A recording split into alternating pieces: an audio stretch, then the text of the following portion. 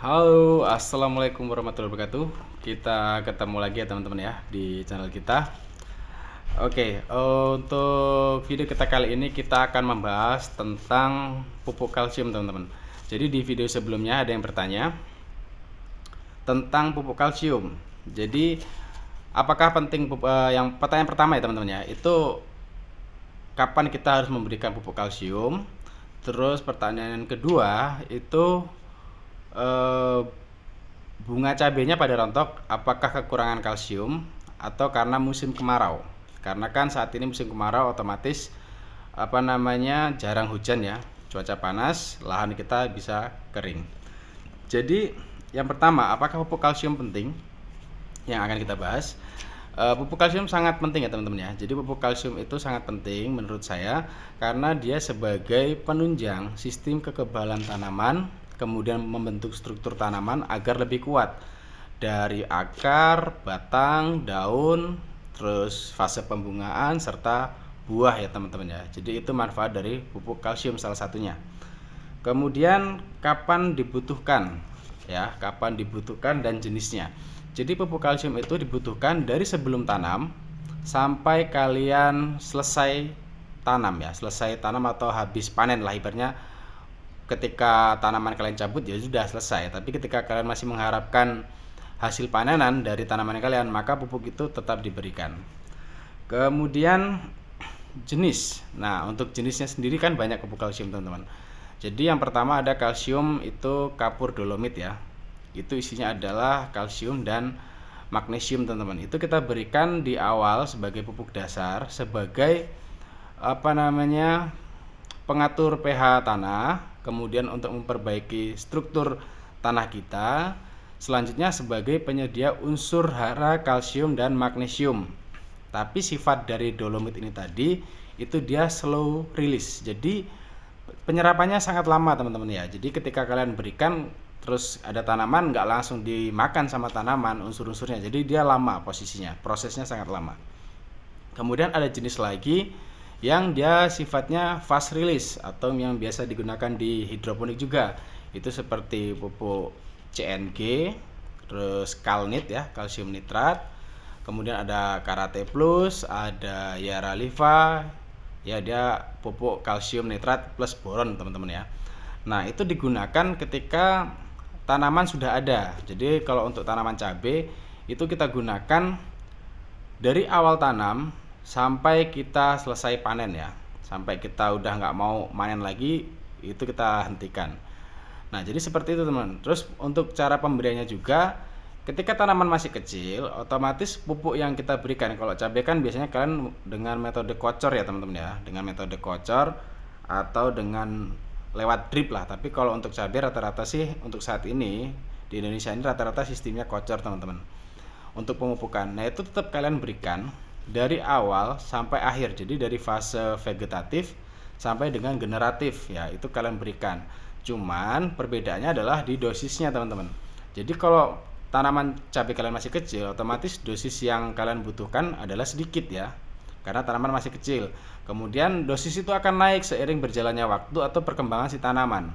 Jadi tanaman nanti akan keluar bunga ya, muncul bunga, kemudian dia akan muncul buah, dan buah itu akan menjadi besar, kemudian menjadi masak ya. Itu kebutuhan kalsium akan semakin besar teman-teman ya. Karena jika kekurangan kalsium akan banyak efeknya, yaitu salah satunya adalah tanaman kita jadi mudah terserang penyakit, mudah terserang hama, kemudian bunganya, salah satunya kekurangan kalsium, bunganya itu mudah rontok atau gugur ya. Kemudian buah itu tadi juga mudah terserang jamur seperti patek ya atau antraknosa. Itu salah satunya kekurangan pupuk kalsium teman-teman ya. Kemudian cara penggunaannya teman-teman ya. Untuk cara penggunaan pupuk kalsium itu kalian jangan sampai salah ya. Terutama untuk pertanian konvensional yang kita tanam di lahan, itu masih ada beberapa petani yang salah dalam pengaplikasiannya atau penggunaannya teman-teman ya. Sebenarnya masalah pengaplikasian ini sudah banyak di channel-channel lain yang dibahas ya. Cuman ketika ini ada yang bertanya, maka akan saya sampaikan sekalian jawabannya. Jadi pupuk kalsium ya, atau yang biasa kalian gunakan atau saya gunakan itu adalah Karate Plus atau Yaraliva itu sama halnya dengan pupuk AB mix pada hidroponik. Nah, kalau kalian pernah mendengar tentang hidroponik, otomatis kalian juga pernah mendengar tentang pemberian nutrisinya. Nutrisinya itu ada AB mix, jadi ada nutrisi A, kemudian ada nutrisi B. Nah, kedua nutrisi itu tidak bercampur dari awal, teman-teman ya. Jadi mereka sudah dalam larutan tapi tidak dicampur. Jadi posisinya dipisah. Karena apa? Pupuk A itu mengandung kalsium dan nitrogen.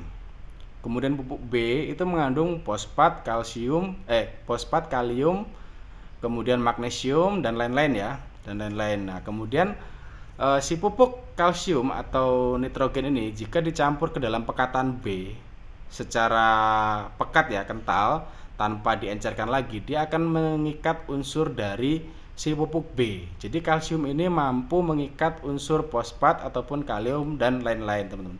Makanya ada pupuk AB mix.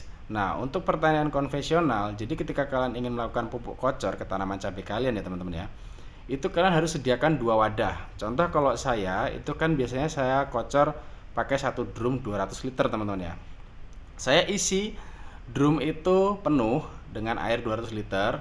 Kemudian saya siapkan 2 wadah atau 2 ember. Saya ambil airnya masing-masing ya, saya ambil airnya. Kemudian dari 2 ember ini tadi, salah satunya saya masukkan pupuk Yaraliva atau Karate Plus atau pupuk kalsium. Kemudian ember satunya lagi itu saya masukkan pupuk seperti NPK 16, MKP atau KNO atau Ultradap atau magnesium sulfat. Nah, jadi pertama pengadukannya ini harus dipisah, jangan dijadikan satu. Ketika dijadikan satu, itu akan terjadi pengendapan atau gumpalan yang menandakan bahwa pupuk itu tidak bisa bercampur. Nah, jadi kalian harus larutkan secara terpisah. Kalian larutkan dulu, kalian aduk sampai benar-benar larut sempurna ya, teman-teman ya. Ketika sudah larut sempurna, itu baru kalian masukkan ke dalam drum 200 liter itu tadi. Jadi pekatan ini tadi tidak boleh langsung dicampur ya, tapi nyampurnya di drum yang 200 liter. Jadi dia pencampurnya itu sudah encer, teman-teman ya. Jadi ketika kalian masukkan yang B dulu, contoh yang ember yang bukan pupuk kalsium, kalian masukkan, kalian aduk dulu di drum. Setelah diaduk rata, baru pupuk kalsiumnya kalian masukkan lagi. Nah, setelah itu kalian baru bisa gunakan untuk pengocoran di tanaman cabai ataupun tanaman kalian yang lain. Ingat ya, teman-teman ya, jangan salah dalam aplikasi pupuk kalsium. Kalau salah, dia nanti jadi tidak bermanfaat bagi tanaman kalian. Oh iya, teman-teman, ada satu lagi yang lupa ya. Tadi pertanyaan yang kedua, jadi bunga tanaman cabai saya pada rontok, Mas. Apakah karena kekurangan kalsium atau karena musim kemarau, kekurangan air? Nah, jadi permasalahan rontok bunga pada tanaman cabai itu ada banyak kasusnya ya. Maksudnya permasalahannya ada banyak. Salah satunya kekurangan kalsium ya, kekurangan fosfat, kekurangan magnesium, kekurangan air dan lain-lain. Nah, jadi ketika kalian sudah memberikan unsur hara yang sesuai, maksudnya ada kalsium, ada magnesium, ada fosfat dan unsur hara lainnya, terus kemudian tanaman kalian bunganya masih rontok, kemungkinan besar itu ada pengaruh dari yang pertama, tanaman terkena jamur atau tanaman terserang suatu hama, atau yang ketiga ketika di musim kemarau ataupun musim penghujan ya, teman-teman ya. Jadi ketika musim kemarau, otomatis media tanah kalian itu kan mengalami kekeringan, teman-teman. Nah, sedangkan nutrisi di dalam tanah itu bisa terserap oleh akar-akar tanaman ketika ada airnya. Nah, jadi ketika ada nutrisi yang kalian berikan ke dalam tanah tersebut, kemudian tidak ada air, maka percuma, teman-teman ya. Jadi bagaimana cara akar itu bisa menyerap nutrisi tersebut ketika nggak ada air? Karena pada dasarnya akar itu menyerap air, teman-teman ya. Bukan menyerap nutrisi, tapi menyerap air yang mengandung nutrisi. Jadi ketika si akar tadi menyerap air, kemudian air itu tadi ada nutrisinya, dia akan ikut terserap oleh tanaman melalui akar dan diedarkan ke seluruh jaringan tanaman. Nah, makanya akan sangat penting ketika di musim kemarau itu kalian jaga kelembapan dari tanah kalian, teman-teman. Jadi agar penyerapan nutrisi tetap berjalan dengan baik. Seperti di lahan saya ini yang lahan berpasir nih ya. itu kita kasih pengairan setiap hari, itu pun masih kurang sehari sekali ya. Mungkin mintanya sehari 2 kali teman-teman ya. Jadi karena tanah berpasir ya, tanah berpasir kerikil, air itu mudah hilang. Ketika kita berikan air itu mudah hilang teman-teman. Seharusnya pakai irigasi tetes, itu yang sesuai irigasi tetes. Jadi dia selama 24 jam itu selalu mengeluarkan air teman-teman. Nah, kemudian ketika musim hujan sama juga teman-teman. Jadi ketika tanaman kebanyakan unsur air ya, itu akan merontokkan sebagian bunga dari tanaman kalian karena posisinya terlalu banyak air yang masuk. Ya.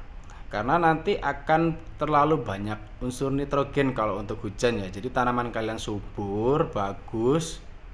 Cuman bunganya ini nanti sebagian banyak yang rontok kalau kalian kurang nutrisinya teman-teman ya. Beda dengan tanaman hidroponik teman-teman. Tanaman hidroponik itu kan posisi memang di air, tapi kan kandungan nitrogen di dalam larutan hidroponik itu kan sudah diatur teman-teman ya. Beda dengan kita yang lahan konvensional yang ada di lahan, ketika curah hujan tinggi otomatis nitrogen pun juga semakin tinggi teman-teman ya, mengenai tanaman kita atau terserap di tanaman kita. Jadi seperti itu teman-teman ya. Nah oke teman-teman ya, cukup sekian untuk info kita kali ini. Semoga bermanfaat bagi teman-teman. Jika ada yang kurang atau ada yang salah mohon dikoreksi ya teman-teman ya, agar kita semua bisa sukses dalam bertani. Oke, sampai ketemu di video selanjutnya. Jangan lupa sholat 5 waktu karena itu yang paling penting. Assalamualaikum warahmatullahi wabarakatuh.